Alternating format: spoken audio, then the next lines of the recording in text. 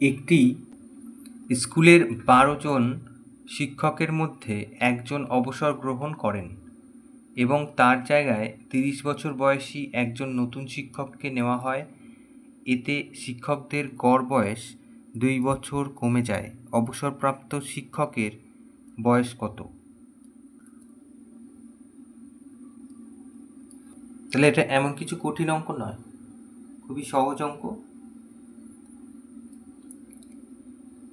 নতুন যে শিক্ষক এসছে তার বয়স ৩০ বছর, আর গড় বয়স ২ বছর করে কমে গেছে। আমরা কি করব, ১২ আর ২ গুণ করব, করলে সেই টোটাল বয়সটা কমে যাচ্ছে। তো সেইটা আর এই ৩০ যোগ করলেই আমরা অবসরপ্রাপ্ত শিক্ষকের বয়স পেয়ে যাব।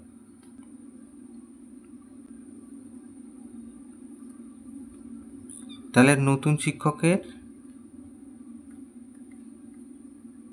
বয়স হচ্ছে ৩০ বছর, গড় বয়স ২ বছর করে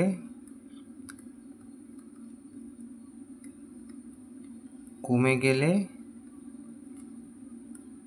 মোট বয়স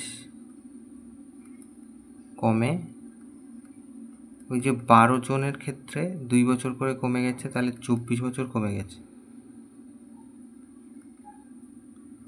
তাহলে এই ২৪ বছর যেটা কমে গেছে সেটা আগে ছিল, সেটা কার জন্য ছিল? অবসরপ্রাপ্ত শিক্ষকের বয়সের জন্য ছিল। তো অবসরপ্রাপ্ত যে শিক্ষক তার বয়স কত হবে? ওই যে ৩০ আর এদিকে ২৪ যোগ করলেই হবে।